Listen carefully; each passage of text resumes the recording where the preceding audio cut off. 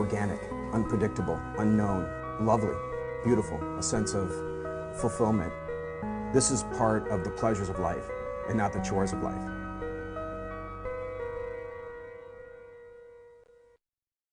Coming up on Daily Iowan TV, Mitt Romney visits Iowa to try to sway Iowans. And the University of Iowa has had the highest enrollment in the state, but this year, Iowa is runner-up.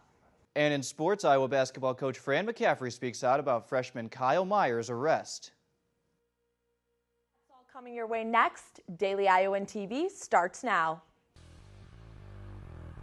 I'm Tom Brokaw. For more than 100 years now, the University of Iowa community has been waking up to the Daily Iowan. Today, it's the largest newsroom in eastern Iowa. And now you can see the news every night on Daily Iowan TV and get it anytime worldwide at dailyiowan.com.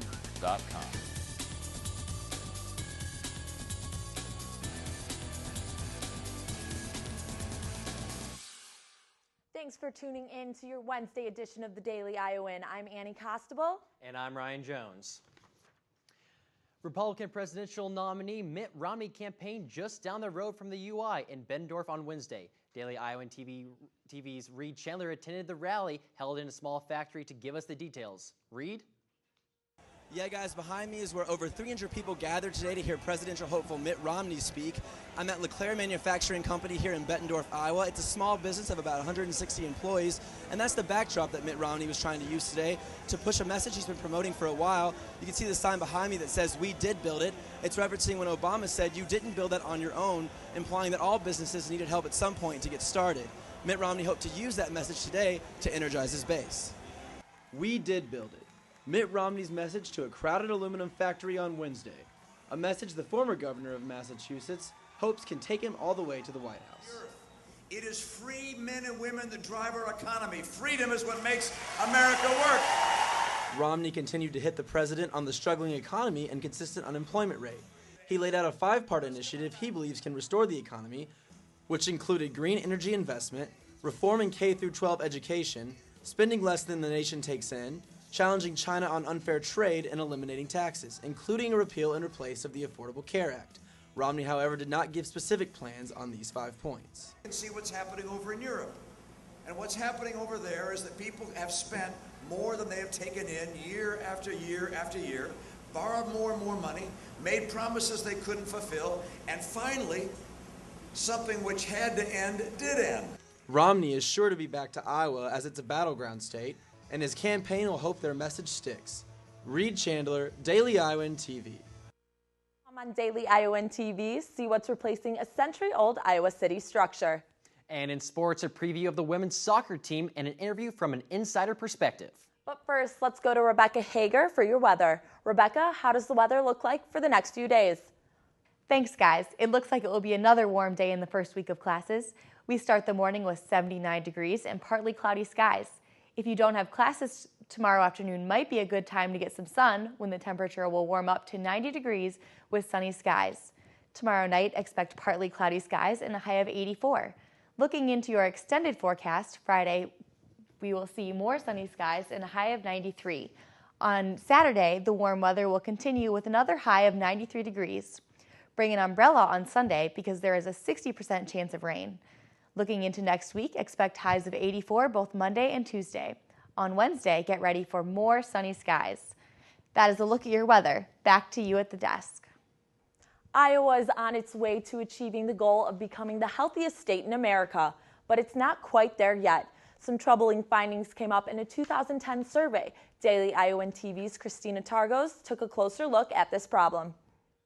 In 2010, the Iowa Child and Family Household Health Survey found that Iowa kids are 6% healthier than the national average. However, a troubling statistic that was found is the 13% of respondents that reported going hungry from time to time. The survey is part of a statewide effort to evaluate the health environments of children and families in Iowa. 97% of kids in Iowa have health insurance compared to the 91% national average. 90% of Iowa's kids rate themselves in good or even excellent health. 87% of kids find their surroundings to be supportive, which is 4 points over the national average.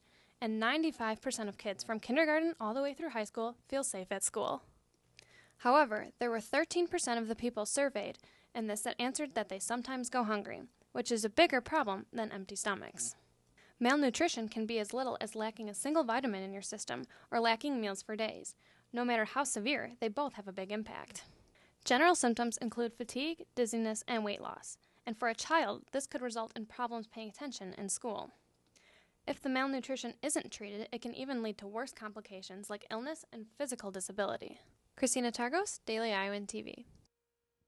The findings for this survey were used to provide information to policymakers, healthcare consumers, and also healthcare providers across Iowa. In order to save a historic Iowa City barn, locals went to great lengths. The century-old barn was literally picked up and moved down the street. The project began yesterday in order to clear way for a parking lot. The University of Iowa will use the parking lot for the Children's Hospital. The 100-year-old structure is the only surviving barn in the district. So far, 10 homes have been demolished, including a 100-year-old home across from the barn.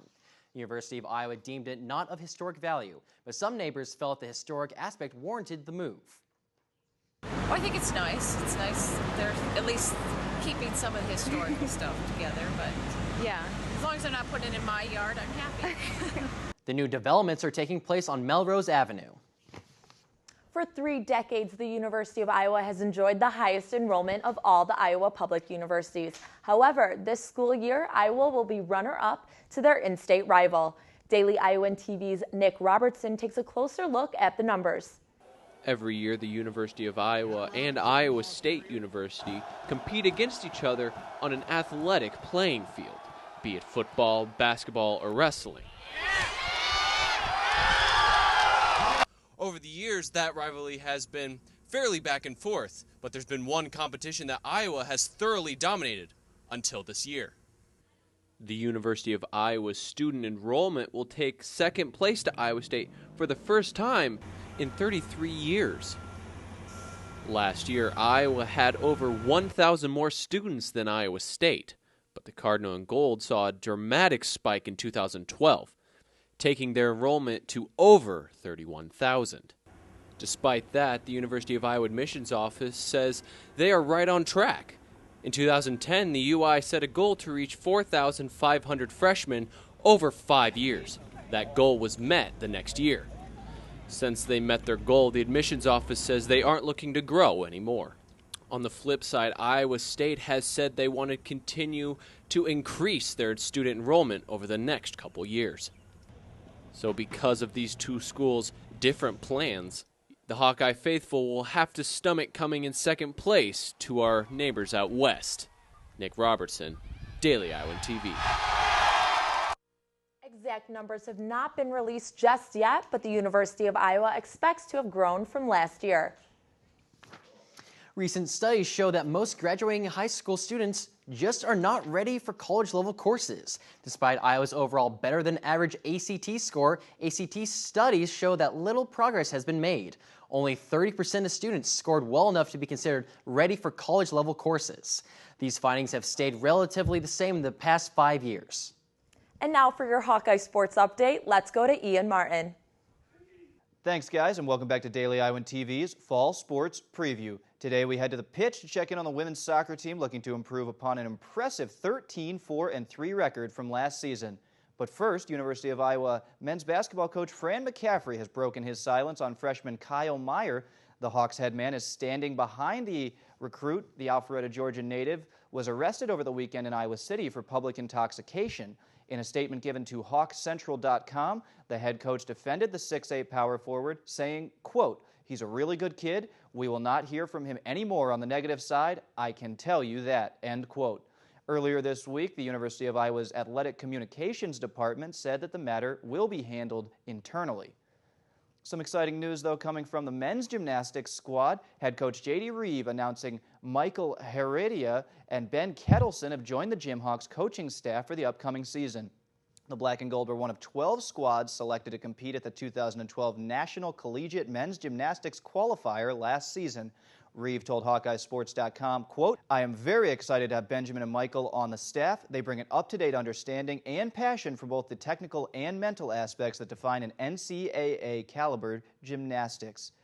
End quote. And now to the Soccer Hawks, are off to a blistering start in their 2012 campaign. They've opened up with back-to-back shutouts while outshooting their opponents at a 43-9 clip. The Hawks have scored 8 goals while their opponents have just 9 shots. But will Canadian phenom Chloe Lacasse avoid the sophomore slump and continue her ascent as one of the Big Ten's most lethal scorers? Can head coach Ron Rainey reach the Diamond Jubilee milestone with his 75th win?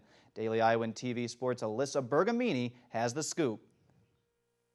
The 2012 season for the Iowa women's soccer team is already off to a hot start. Shutting out Eastern Illinois and North Dakota this past weekend is only the beginning. Head coach Ron Rainey says the pressure is not on yet to beat last year's record. Last season ended with 13 wins, 4 losses, and 3 ties, the best in Hawkeye history. You know, it's a new year, and so this team has to keep developing its personality. We like our schedule, we like our non-conference games, and again, it's a cliche, but we just have to get better today in practice, and if we do that, that'll help give us confidence as we go into the weekend to play Loyola. Iowa women's soccer team had an impressive season last year and are eager to get the ball rolling for this year. Some of them even watched the 2012 Summer Olympics to get some soccer tips. We'll watch that together. I mean, Chloe was pretty decked out in her Canada gear, and it was fun. It was a exciting game. The last conference game of the season is against University of Wisconsin, where Coach Rainey's wife played collegiate soccer. But who will she be cheering for?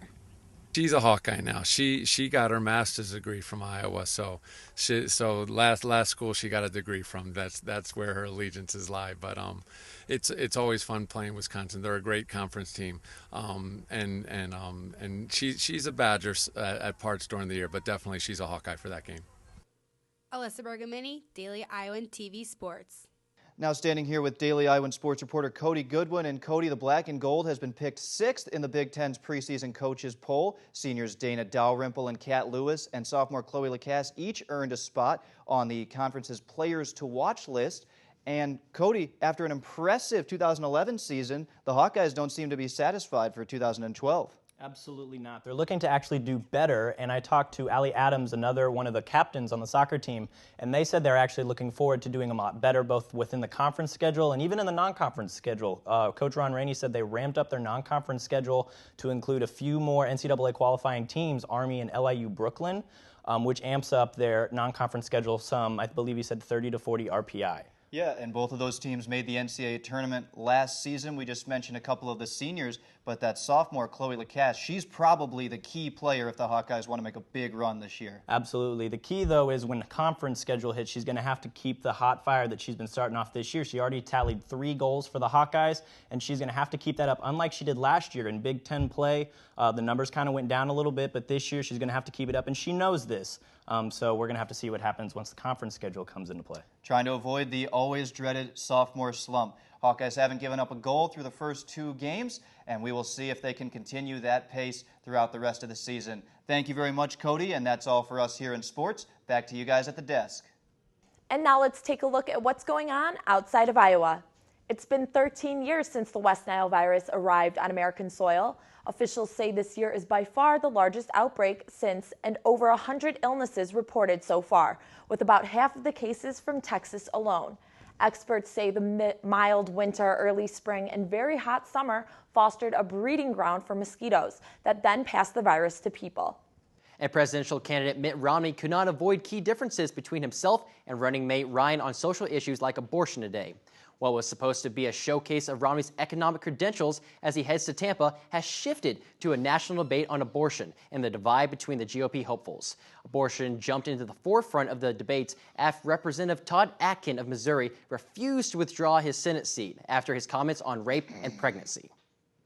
Afghan President Hamid Karzai held an impromptu meeting today to discuss the latest killings of NATO troops by members of the Afghan security forces. The Afghan government blamed foreign spy agencies for the attack, and U.S. officials said that the United States had no information suggesting that the insider attacks were works of foreign intelligence services. And only with Daily Iowan TV can you get a sneak peek at Thursday's print version of the Daily Iowan. Read about a new partnership between bar owners and Iowa City Police. Plus, zip cars. Students now have the opportunity to rent cars from the University of Iowa. Well, that's your latest edition of Daily Iowan TV. Be sure to check us out at the same time tomorrow or anytime at dailyiowan.com. Thanks for watching us and have a great night.